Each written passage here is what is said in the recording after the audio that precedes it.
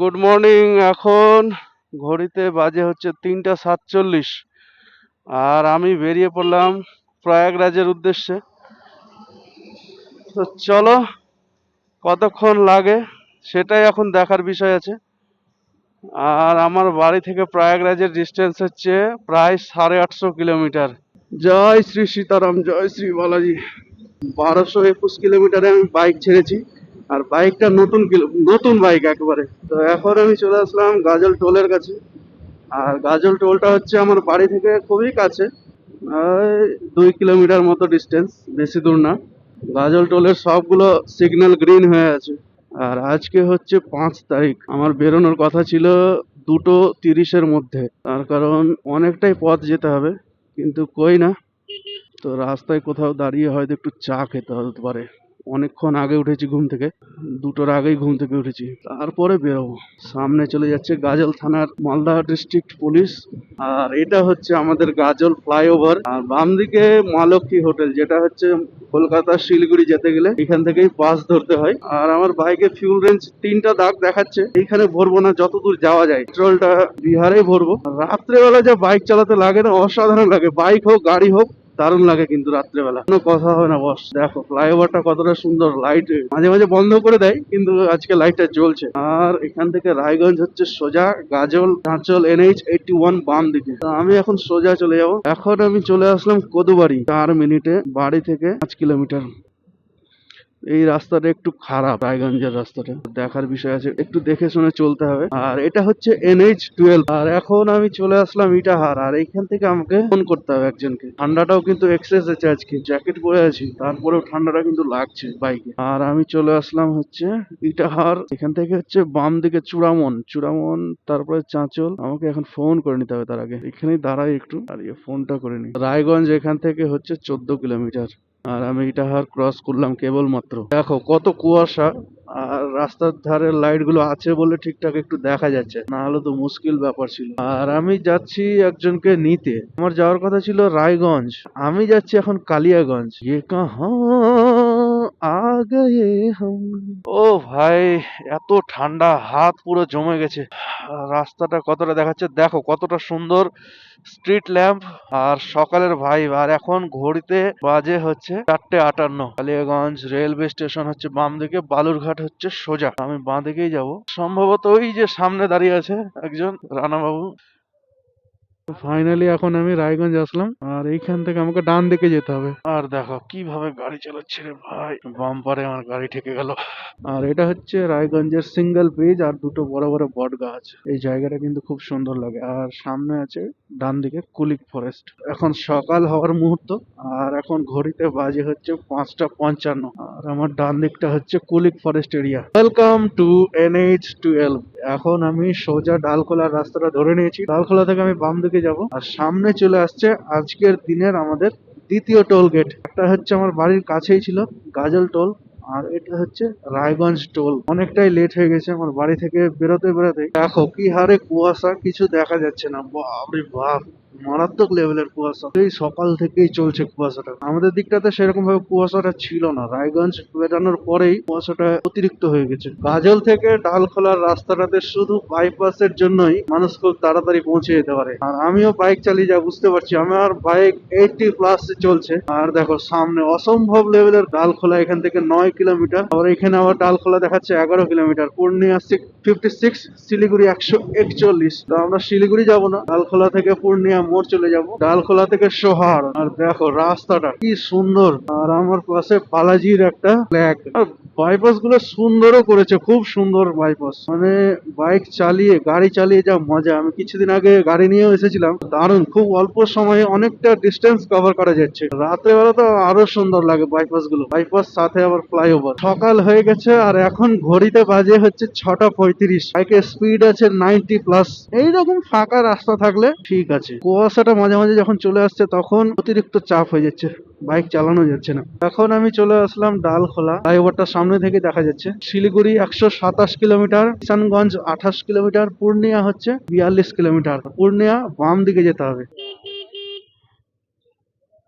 এই শুরু হলো খারাপ রাস্তা, উপর দিয়ে ফ্লাইওভার চলে গেল পূর্ণিয়া শিলিগুড়ি, আর আমরা যাচ্ছি এখন নিচ দিয়ে। আর এই দিকটাতে কুয়াশাটা কিন্তু বেশি মনে হচ্ছে, ঠিক আমাদের ওই দিকটাতেও ছিল কিন্তু মাঝে আবার অনেকটা কুয়াশা ছিলই না, অনেকটা পথ। আর পূর্ণিয়া ঢুকতে আমাদের 3 ঘন্টা 7-8 মিনিট মতো লাগলো। আর বাড়ি থেকে আমি বাইক চালিয়েছি এখন পর্যন্ত 130-32 কিলোমিটারের কাছাকাছি। আমার বাড়ি থেকে ডালখোলার ডিস্টেন্স হচ্ছে মাত্র 102-4 কিলোমিটার হবে, কিন্তু আমাকে 30-32 কিলোমিটার বেশি চালাতে হয়েছে কালিয়াগঞ্জ হয়ে আসার জন্য। তো চলো কই না, এসব হয় রাস্তাঘাটে অনেক কিছুই। আর আমি যে বাইকটা চালাচ্ছি হন্ডা হর্নেট, বাইকটা কিন্তু অসাধারণ, যেমন পারফরমেন্স দিচ্ছে হন্ডা হর্নেট 2 পয়েন্ট, অসাধারণ সার্ভিস দিচ্ছে। শুধু আমাকে কিছু দূর গিয়ে ফিউল আপ করিয়ে নিতে হবে, তার কারণ ফিউল গেজটা কমে এসছে।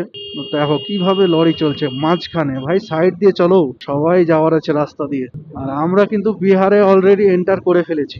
আর আমার বাম দিকে সূর্য উঠেছে, সামনে কুয়াশাতে কিছু দেখতে পাচ্ছি না। এটা হচ্ছে পূর্ণিয়া যাওয়ার রাস্তার প্রথম ব্রিজ পড়লো, নদীটার নাম আমার জানা নাই, কিন্তু ব্রিজের কন্ডিশন কিন্তু খুব একটা ভালো নাই, তার কারণ বাইক খুব জাম্পিং হচ্ছে, রাস্তাটা এইভাবে করা নাই এক লেভেলে চলার মতো। তো কই না, এসব হতেই থাকে। আর সামনের দিকে কুয়াশাটা যত যাচ্ছি, যত বেলা হচ্ছে ততটাই বাড়ছে। আর ঘড়িতে 6টা 52 বাজে এখন টাইম, আর আমি আছি বিহারের রাস্তায়। কোন রাস্তাতে আসলাম ভাই, বাপরে বাপ, এত গর্ত, খারাপ পাশ দিয়ে রাস্তাটা হচ্ছে নতুন করে, কিন্তু আগের রাস্তাটাই খারাপ। ডাইভারশন শেষ, এবার সিঙ্গেল লেনে চলে যাবো। বাপরে কি ভয়ঙ্কর লেভেলের গাড়ি চলছে, সামনের দিক থেকে চলে আসছে লাইট না জ্বালিয়ে। রাস্তাটা যা আছে আছে, কুয়াশাটা না থাকলে খুব ভালো হতো। বেশি দিন না, এই রাস্তাতে 2 মাস বাইক চালালে বাইকের কন্ডিশন খারাপ হবেই। তো চলো এখন পেট্রোলটা ভরিয়ে নিতে হবে, ফিউল গেজটা খুবই কম আছে। আর আমরা বিহারে তেল ভরাবো বলেছিলাম, তো এটাই হচ্ছে আমাদের আজকে ফার্স্ট পেট্রোল ভরা। তো কত টাকার তেল লাগছে দেখা যাক। আর এইখানে বাংলার থেকে বিহারের তেলের দাম আরো বেশি। দেখো কি লেভেলের কুয়াশা, পুরো রাস্তাটাতেই কুয়াশাতে ভর্তি। তার মধ্যে বাইক নিয়ে আসছে ভাই উল্টো দিক থেকে, আটকি চক জায়গাটার নাম। অল্প একটু জায়গা ভালো পাচ্ছি, তো বেশিরভাগ জায়গাটাতেই কুয়াশাতে ভর্তি। আর এইরকম চলতে থাকলে আজকে আমাদের বেনারস পৌঁছানো সম্ভব হবে না যা মনে হচ্ছে। বায়োসি থানা এরিয়া পড়ছে এটা। রাস্তাটা ক্যামেরাতে অতটা বোঝা যাচ্ছে না, কিন্তু অতিরিক্ত খারাপ আছে। বাইকটা যে এক লেভেলে মেনটেন করবো স্পিড, তা কিন্তু হচ্ছে না। বেলগাছি চক, আমাদের বাঙালির একটা সমস্যা হয়, এটা হচ্ছে ইংরেজের সাথে দেখা হয়ে গেলে ইংরেজিতে কথা বলতে হবে, কেন বাংলা জানে না।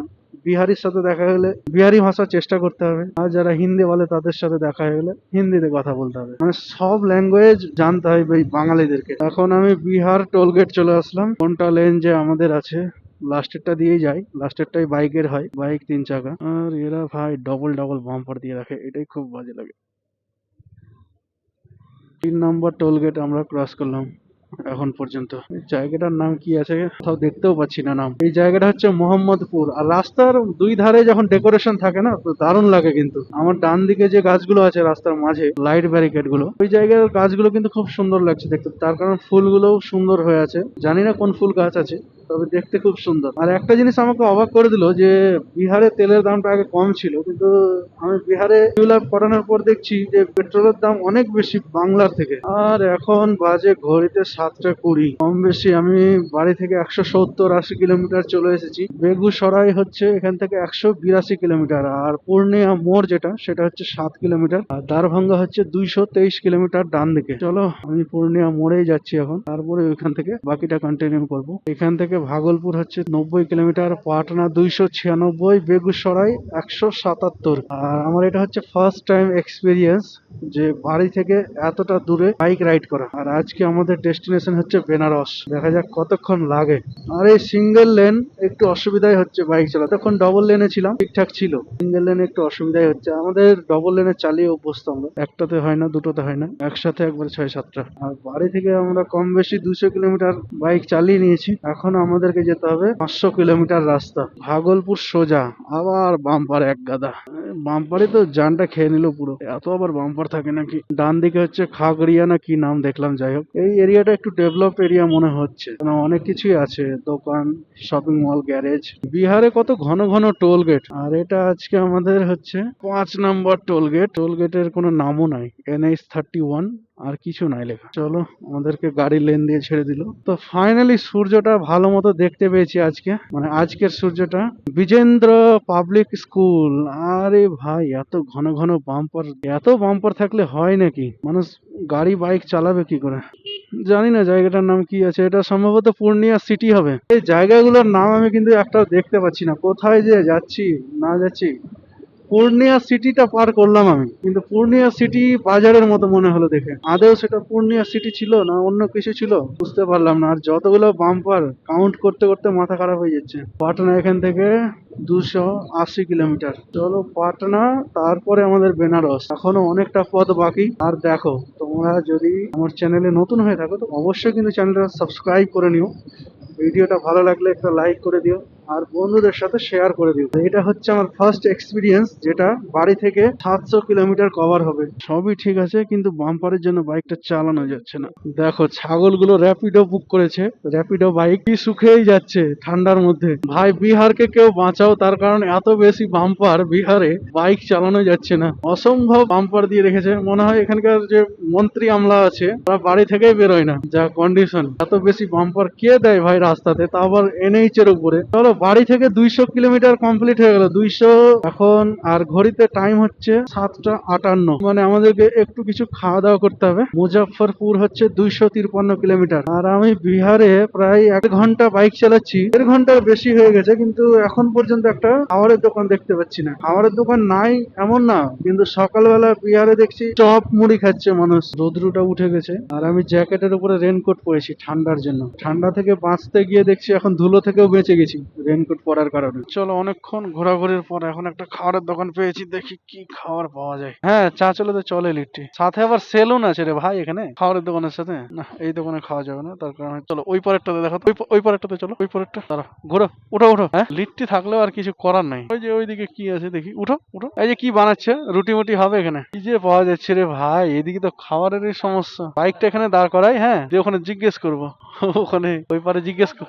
দেখো আমাদের বাম দিক দিয়ে ট্রেন যাচ্ছে, ট্রেন লাইন, দুই দিকটা কত সুন্দর গ্রিনারিস। দেখো আবার সামনে বাম্পার, মানে জীবনটা শেষ করে দিল। এখন অব্দি মানে 50টা বাম্পার ক্রস করলাম, ট্রেনটা চলে গেল। জিন্দেগি আনমোল হে জলবাজি না করে, দারুণ একটা লাইন। দেখো রাস্তাটা কতটা সুন্দর, দুই ধারে রেলিং, তার দুই ধারে গ্রিনারিস, আর মাঝে মাঝে করে বাবলার গাছ। আর এইখান থেকে ভাগলপুর হচ্ছে 30 কিলোমিটার, বাইকের স্পিড আছে 85।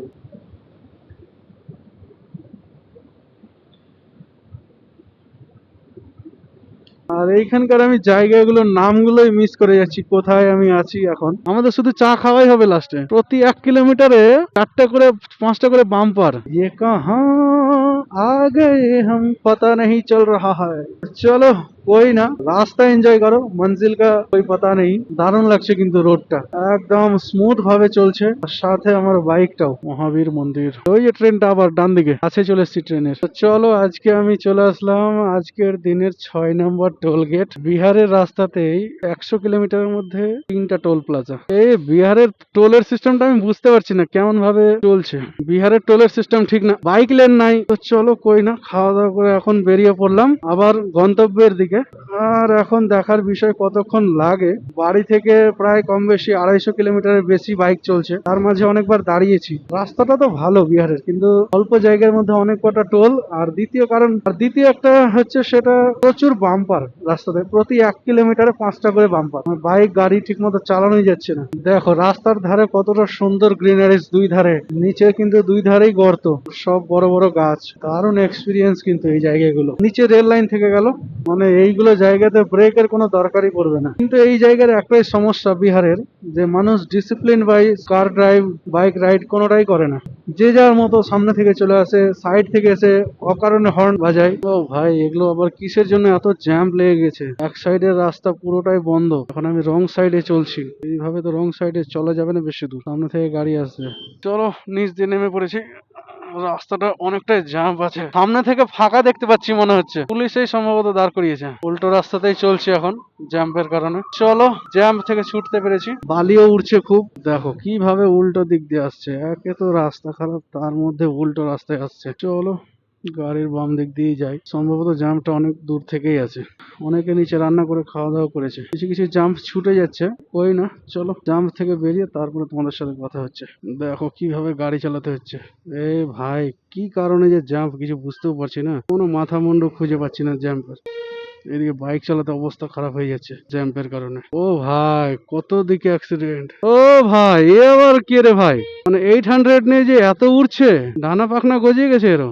মানুষ আবার এত অধৈর্য হলে হয় নাকি? রাস্তাতে প্রচুর রিস্ক আছে, তার কারণ আসার সময় দুটো বোলেরো পিক আপ দেখলাম, এমন ভাবে অ্যাক্সিডেন্ট হয়েছে সামনাসামনি সম্ভবত, মানে দুইজনেরই কিছু নাই।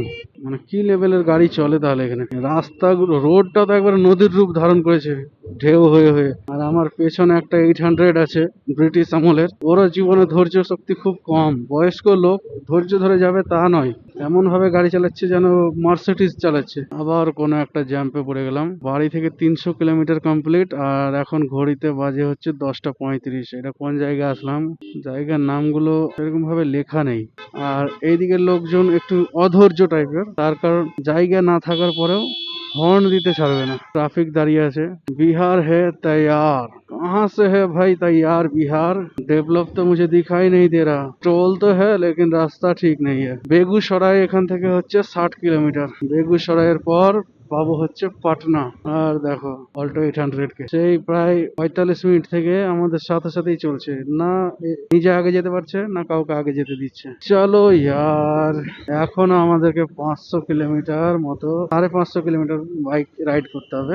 কই না, খাওয়া দাওয়া একবার করে নিয়েছি, আর এখন ঘড়িতে বাজে হচ্ছে 10টা 40। সমস্যা আমাদের জন্য যে জায়গার নামগুলো দেখতে পাচ্ছি না, বা যদিও থাকে তো নোটিস করতে পারছি না। ছোট ছোট করে হয়তো কোথাও লেখা আছে জায়গার নামটা, কিছু একটা এরকম ব্যাপার হবে। একটু দাঁড়িয়েছিলাম আমরা, তারপরে আবার রওনা দিয়ে দিয়েছি। দেখো কত সুন্দর রাস্তা, আর বাম দিকে লেক, সাথে এখানে শ্মশানও আছে। আর এটা হচ্ছে সিএনজি বাস, ডিএম খাগাড়িয়া এই জায়গাটা, জেলা অধিকারী খাগাড়িয়া। এতক্ষণে জায়গার নাম আমি একটা দেখতে পেয়েছি ঠিকঠাক, মানে নোটিস করেছি। তবে ভালো, রাস্তাটা খুব সুন্দর একবারে। কিছু কিছু জায়গায় খারাপ আছে, আর অবভিয়াসলি এগুলো খারাপ থাকবেও, সবটাই যে ভালো থাকবে তা কিন্তু নয়। তবে রাস্তাটা খুব সুন্দর। আমাদের সময়টা একটু বেশি লাগছে, তার কারণ হচ্ছে অনেক জায়গায় দাঁড়াচ্ছি, প্রথম কথা। দ্বিতীয় কথা হচ্ছে সকাল থেকে প্রচুর কুয়াশা ছিল, তখন বাইক ঠিকঠাক চালাতে পারিনি। ব্যাপারটা হয়ে গেছে ওইখানে। বাইকটা চালাতে পারলে কোনো ব্যাপার ছিল না, তখন অনেকটাই চলে যেতাম, প্রায় 400 কিলোমিটারের বেশি চলে যেতাম। বাইক চালানোরও ব্যাপার আছে, এইভাবে করেই সবকিছু নিয়েই চলতে হবে, ভালো মন্দ। সামনের দিকে একটা বোর্ড দেখতে পাচ্ছি, দেখি কিসের বোর্ড আছে। আচ্ছা, পাটনা হচ্ছে 166 কিলোমিটার, মুজফ্ফরপুর হচ্ছে 158, বেগুসরাই মাত্র 42 কিলোমিটার। পাটনা 166, মানে আমরা যেখান থেকে শুরু করেছিলাম যে 296 কিলোমিটার পাটনা, সেইখান থেকে 166, মানে হচ্ছে প্রায় অর্ধেক আমরা চলে এসেছি রাস্তা। সিমারিয়া সোজা। আর এইদিকে রাস্তাটাতে একটু যানজট বেশি, তাই মানে সেরকম ভাবে বোর্ড গুলো পড়া যাচ্ছে না যে কি লেখা আছে না লেখা আছে। আর বাচ্চা বাচ্চা ছেলে টোটো নিয়ে রাস্তার মাঝখানে চলে আসছে, ভাবা যায় কি অবস্থা বিহারের। আর এই বাইকটা কিন্তু আমার দারুণ সার্ভিস দিচ্ছে, তার কারণ বলে দিই, নতুন বাইক বলে কথা। নেক্টর হসপিটাল ডান দিকে, আবার সিঙ্গেল লেন চালু, কত দূর যে যেতে হবে। এদিক থেকে ডবল লেনটা, এতক্ষণ অবশ্য সিঙ্গেল লেনেই আসছিলাম, তো এখান থেকে ডবল লেন হয়ে যাবে আর কিছুদিন বাদেই সম্ভবত। কাজ চলছে খুব জোরদার। আর এটা কোন নদী বুঝতে পারছি না, তার কারণ ম্যাপটা আমার চালু নাই। আর এখন আমি চলে আসলাম কুরহা জায়গার নাম। আর এইখানে একটা ইনসিডেন্ট হতে হতে সবাই, দুজন আমরা বেঁচে গেলাম। তার কারণ হচ্ছে একটা বাচ্চা ছেলে ঘুড়ি উড়াতে গিয়ে ঘুড়িটা রাস্তার মাঝখানে ধরে নিয়েছে। মানে ঘুড়ির সুতাতেও মানুষের দুর্ঘটনা ঘটে যাবে, বাইকার্সদের বিশেষ করে। ও ভাই ये कैसे चल रहे हो यार। তো চলো, এরকম ইনসিডেন্ট অনেক কিছুই সম্মুখীন হবে। আর এটা হচ্ছে সাহেবপুর কমল, জানি না কেমন নাম, সাহেবপুর কমল। আর এখানে যেগুলো গাড়ি অ্যাক্সিডেন্ট হয়েছে সেই সমস্ত গাড়ি রোডের ধারেই রাখা আছে, মানে কোনো টো করার ব্যাপার নেই যে টো করে অন্য কোনো জায়গায় নিয়ে যাবে। এইগুলো আরো একটা বড় দুর্ঘটনার রূপ ধারণ করবে রাস্তার ধারে জঞ্জাট হয়ে যদি থাকে। আর দেখো উপরে পায়রা কতগুলো একসাথে, পায়রা না সম্ভবত এগুলো বক আছে। আর দেখো রাস্তাটা একবারে পুরো ফাঁকা, আর হালকা হালকা গরম লাগে, তার কারণ জ্যাকেট, তার উপরে রেনকোট। আর হচ্ছে বেগুসরাই মাত্র 27 কিলোমিটার, 1 ঘন্টা আমাদের লাগবে না। এরকম রাস্তা থাকলে প্রায় 30-35 মিনিটে চলে যাব, যদি এরকম রাস্তাটা পেয়ে যাই। দুই সাইড, একদিকে হচ্ছে ট্রেন লাইন, একদিকে হচ্ছে ক্ষেত, সর্ষে ক্ষেত। আর রাস্তাটা দেখো কত সুন্দর, পাশে সেগুন গাছ। পাটনা 154 কিলোমিটার, জানি না কি ফুল এগুলো, তবে খুব সুন্দর লাগছে দেখতে। বেগুসরাই আর মাত্র 15 কিলোমিটার, অনেকটাই রাস্তা চলে এসেছি। আর এটা হচ্ছে আজকের দিনের 7 নম্বর toll gate, Begusarai toll gate. এই পথ যদি না শেষ হয় তবে কেমন হতো, ঘোড়ার ডিম হতো আমার। যত তাড়াতাড়ি পৌঁছাবো তত তাড়াতাড়ি ভালো, জায়গাটা তত তাড়াতাড়ি ঘুরতে পারবো। ঘোরার জন্য আমার মনটা ছটফট করছে বেনারস। তো ফাইনালি চলে আসলাম বেগুসরাই স্ট্যান্ড। আর দেখো ট্রাফিকের কি উন্নতি এখানে, দেখো বেগুসরাইয়ের কি পরিস্থিতি, এত ট্রাফিক কি বলবো তোমাদের। ট্রাফিক পুলিশ গুলো চুপচাপ দাঁড়িয়ে আছে। এখনো বললো পাটনা এখান থেকে 120 কিলোমিটার মতো, আর গরমটাও কিন্তু অতিরিক্ত লাগছে। তো এখন আমি পৌঁছে গেলাম হচ্ছে দেওনা। বিহারে একটা জিনিস ভালো লক্ষ্য করা যাচ্ছে, সেটা হচ্ছে কোনো সিগন্যাল নাই রাস্তার উপরে, মানুষ যে যার মতো চলছে। আর এখান থেকে বারণি হচ্ছে 1 কিলোমিটার, পাটনা এখান থেকে 116 কিলোমিটার বাম দিক। চলো কই না, এখান থেকে বাম দিকের রাস্তাটা ধরে নেব। আর দেখো অটোতে কত ভিড়, আর ট্রাফিক পুলিশ রাস্তার উপরে দাঁড়িয়ে আছে। বারহি হচ্ছে 212, জামুই হচ্ছে 70, নবাদা 96, দেওঘর 160। অনেকক্ষণ খারাপ রাস্তা পাওয়ার পরে এখন ভালো পেলাম। National highway authority of India. আমার ডান দিকে রেল দাঁড়িয়ে আছে, আর সামনে সম্ভবত একটা স্টেশন হলো। আর এই দিকটাতে আজকে দেখলাম কয়েক জায়গায় পুলিশ চেকিংও ছিল, আমাদেরকে দাঁড় করায়নি।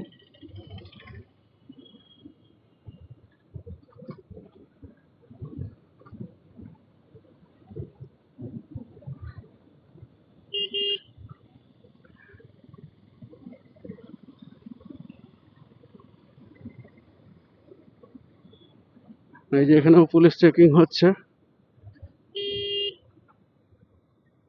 সোজা না নিচে? কোন দিকে? হ্যাঁ,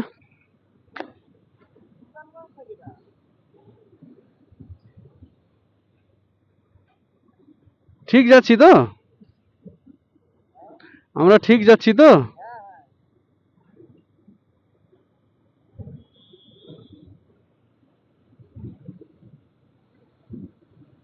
বাইক আমি চালাচ্ছি ঠিক আছে, কিন্তু রাস্তা তুমি দেখছো। আমার ডান দিক দিয়ে মালগাড়ি চলে যাচ্ছে, আর আমরা রোড ধরে। এটা কি সুলতানগঞ্জ নাকি বুঝতে পারছি না। আমি যদিও কোনোদিন আসিনি এই দিকটাতে, তারপরেও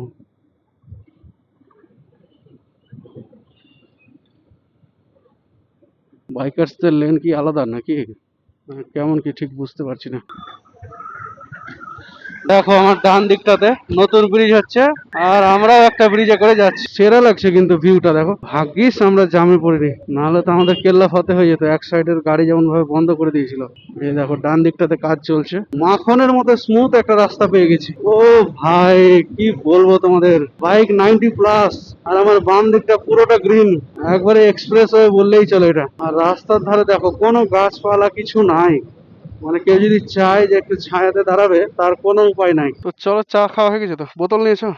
এই যে হচ্ছে বাইপাসে দাঁড়িয়েছিলাম প্রায় আধ ঘন্টা 40 মিনিট মতো দাঁড়িয়েছিলাম, তার কারণ অনেকক্ষণ থেকে বাইক চালাচ্ছিলাম। আর বেশি হেডেক নিয়ে লাভ নাই, ধীরে সুস্থেই যাব। দেখো দুই ধারটা কতটা সুন্দর, আর এই রোডটা নতুন হয়েছে।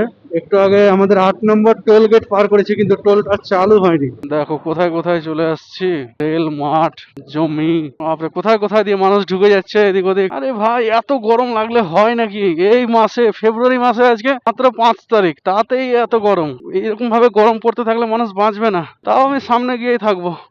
দেখো সবাই দাঁড়িয়ে আছে যে যার মতো গাড়ি নিয়ে।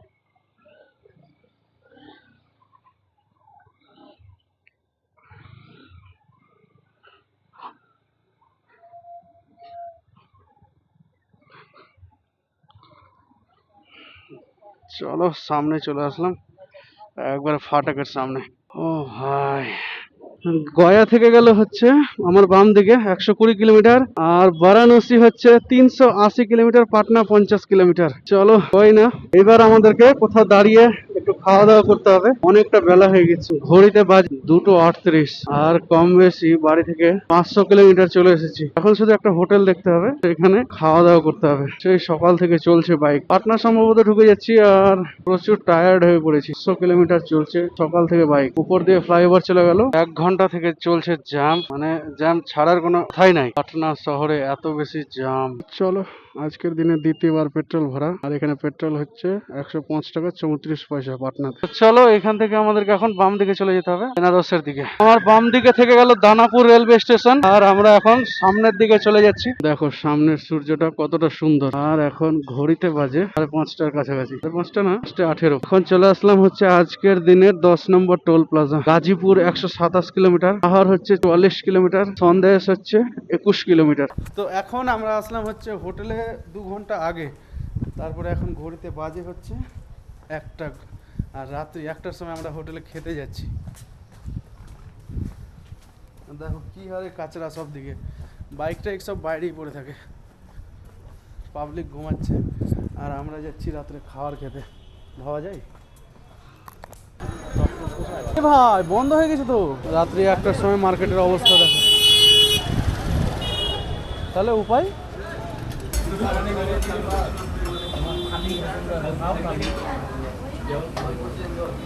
Good morning. এখন আমরা যাচ্ছি হচ্ছে মণিকর্ণিকা ঘাট, আর তার জন্য এখান থেকে নৌকা ধরবো কেদারঘাট। চলো এখন নৌকা ধরার পালা। এখন আমরা যাচ্ছি হচ্ছে কেদারঘাটের দিকে।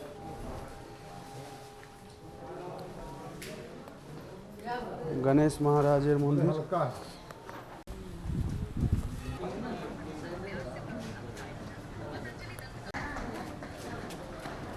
এটা হচ্ছে বালাজির মন্দির, আর শ্রী দীঘা মঠ।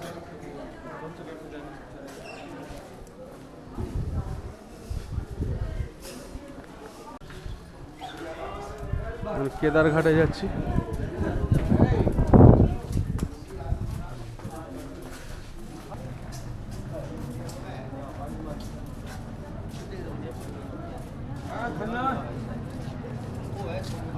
চলে আসলাম কেদারঘাট।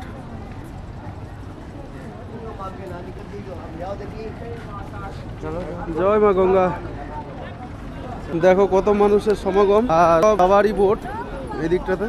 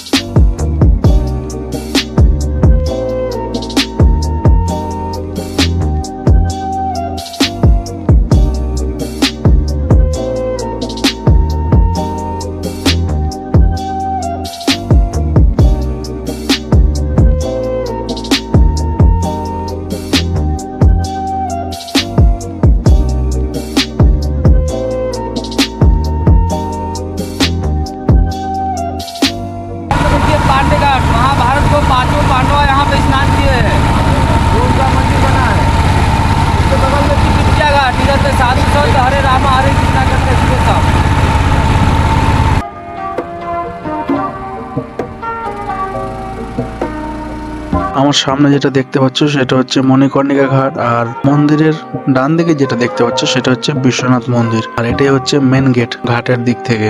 এটা হচ্ছে মণিকর্ণিকা ঘাটের, আর পাশে সব দেহ জ্বালানো হচ্ছে এটার মধ্যে।